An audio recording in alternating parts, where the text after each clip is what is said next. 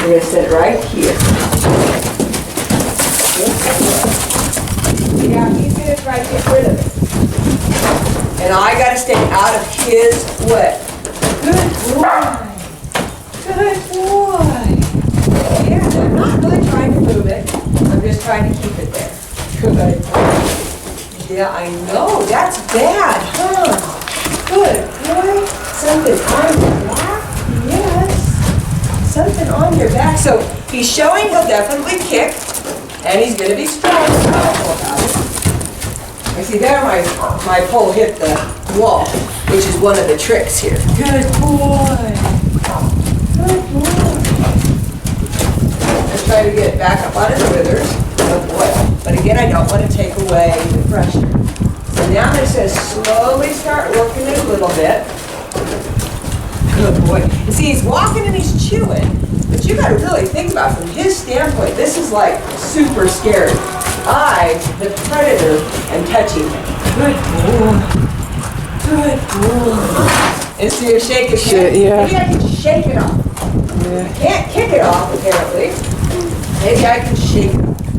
Now, the other thing they sometimes do will spin towards you. And that's a tough one because now they're either running over the top of the pole or they're going under your pole.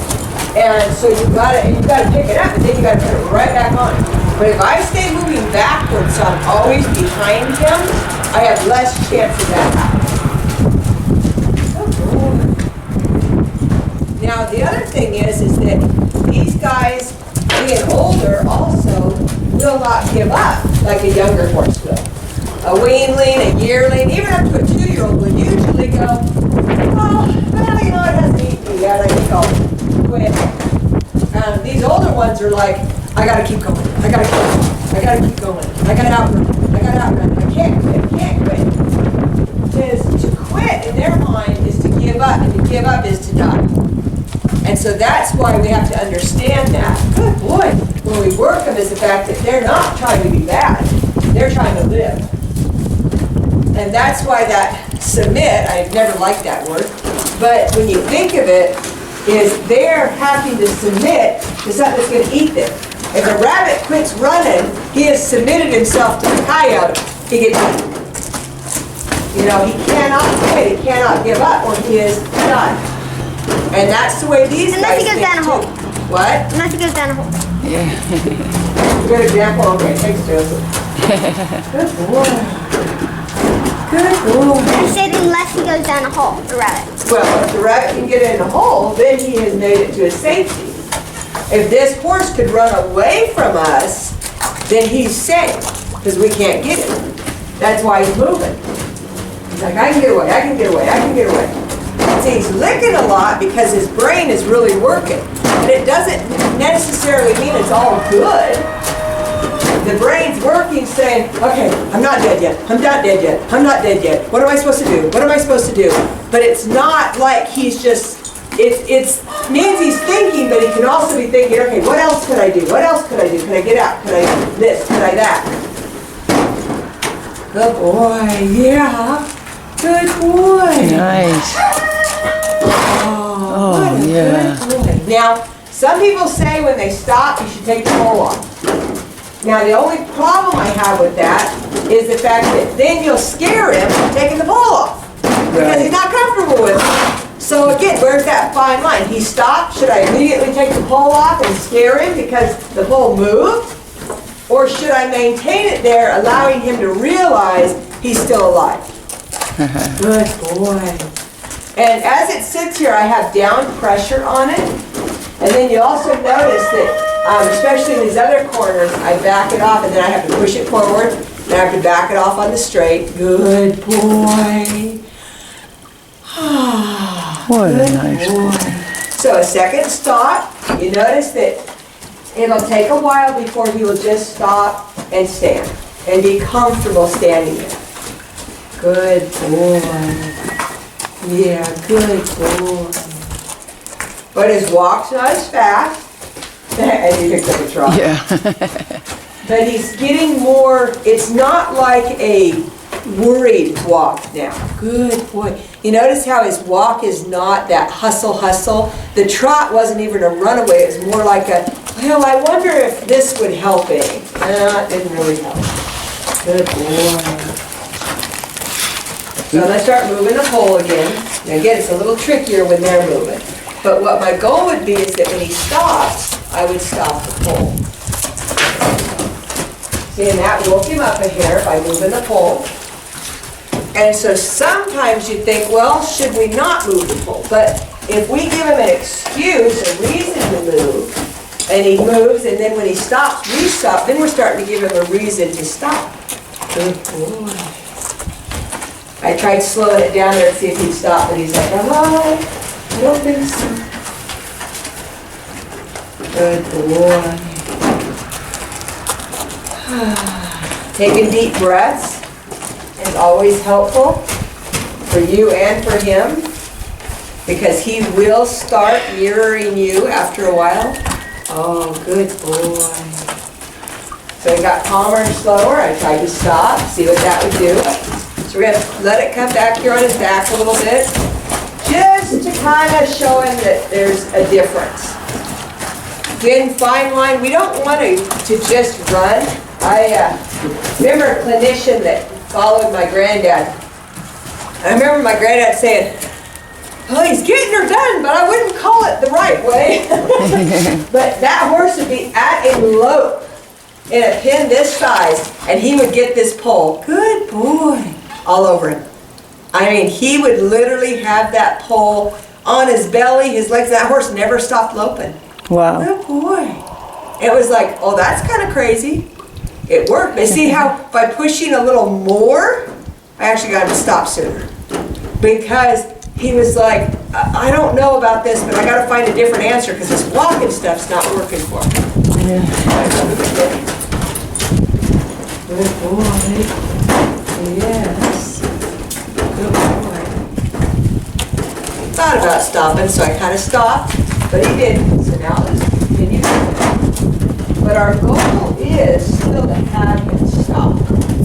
Not our goal to have him keep moving. That was called, see, watch. This is the button right in here. The kick up didn't help any. So now he's thinking, oh, good boy.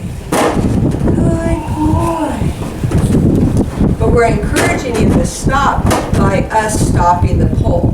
Not by removing it, but by stopping the pressure of it, stopping it going new places. He walks, move the pole.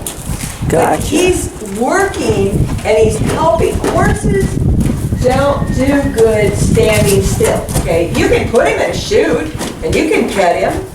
You can put a halter on him, but you're not going to help him relax because he's confined. Horses have to be able to move their feet. Good boy. To feel secure. Good boy. Look at you. See, that wasn't so bad, was it? No, that wasn't so bad. And, you know, him kicking up his heels and stuff, if you notice, it's not at me. Yeah. And I'm not going to do anything about it. Right. He's just worried because this thing's touching him. Good boy. I mean, he did nothing different with the chickens. They all balked around his feet and he humped up and kind of calf kicked him too. Now we know with the pole, just because of the weight of it, if we drop off the top of his buns, it's going to be hard to keep it on him. So right here is about as far as we can go back without it falling. Of course, he may help it throw it back up there. So but it takes a lot more control at the back of it. So to here is easy. As soon as you start to cross the hump, there. Good boy. Good boy.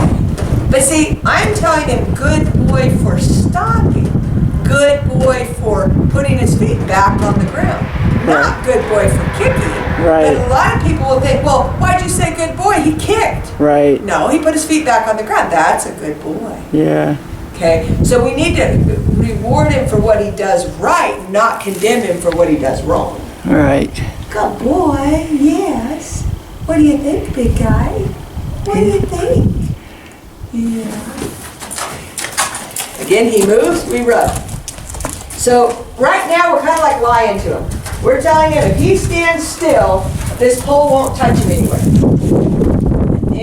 pretty soon we'll start teaching him. Well, it can move a little bit. Okay, but it'll stop pretty soon. But see, right now he's learning that sooner or later it will go away. I don't like the flag, but I know it will go away. I don't like this, but I know it will go away. So we're establishing that right now, teaching him that when he's quiet and soft, things go away. When you're moving, things move with you. Things go. It's harder when you're moving. Easier when you stop. Good boy. It's hard to Now, stay on. you notice I rubbed just another 2 scratches when he stopped that time. And he still stopped. Cool. Also, you notice he stops at the gate corner. And he stops. Josie trying to unseat you. We're both trying to reposition. It's hard. This is a hard corner to stand in. Yeah. Good boy. He's See, watching he's starting to us. think this standing thing's pretty good because things don't bug him when he stands. Yeah. So this is the pressure, the release of pressure he's looking for. Get him to quit touching me. Yeah. It's touching me, but it's not moving on him. But then we also have that fine line. Is I've seen horses that'll stand stock still for you to do all kinds of things to, but the second they move, they blow up. And I've Right. seen others that as long as they're moving, they're as quiet as can be, but can't stand still. Yeah. So you have to get both even. Moving now, but they're not as jerky. Good boy. Yeah. Good boy. Now one of the things he hasn't done yet is sniff the pole. A lot of them will come around. Now here's a little bit of a tricky spot. They'll come around to sniff the pole, and then if they bite it, think about how their teeth are. They can hook their teeth over the top of the pole. And then they try to come pull back, and their teeth are over the pole. So Yeah. there is a little bit of a trick. In fact, I always tell people if you're going to buy a bamboo pole, get 2 or 3 if you find them. Yeah. Because the chances of you breaking one's pretty high. Yeah. Good boy. I did. I did a few. Had to tape them up like you showed. Yeah. I remember. Taping them will make them last a lot longer, but well, even in doing the video, Wilder Willing, we had our pole, and I think it was Paiute. It was going under his neck, and he lunged forward, and the tip went through the panels and just cracked the whole thing. And so we had to tape it all up. Good boy. Good boy. Yeah, good boy. He looks so relaxed right now. Yeah. Good boy. So now I'm going to start to rub it and see what happens. Good boy. There you go. Good boy. And I'll stop again. Good boy. So we told him it would stop. So he's looking, going, okay, when is that going to stop? Good boy. So we're going to try a little bit more. Oh, good boy. There you go. When he looks at me, I stop and I really acknowledge him. Good boy. There you go. Good boy.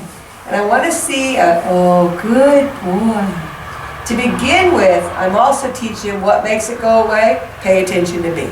Look at me. It makes it go away. Right. Okay, before it was stopping makes it go away. Now what does it makes it go away? Look into me. Huh. Good boy. Now I want to see a rib going over his neck. Good boy. So, and a rib is the bumps on the pole. Good boy, because that does more massage than just a smooth pole. Oh, good boy. Now that right there was really good. I don't know if you can see from there. Good boy. But he cocked the hind foot. Yeah, I Did you see notice it. how he moved all his feet? He Yeah. got in a comfortable position. Yeah. He's no longer in a flight position, he's in a comfortable position. That's why he had to shift his legs a little bit. Good boy. Now, he's not going to stay here forever. We know he's going to leave here pretty soon. We're going to find a spot that he's going to say, I don't think I like it. Good boy. Good boy. Got such a sweet eye. Yeah, good boy. So sweet. Now also, when we think about chiropractic, you know, if he's sore anywhere,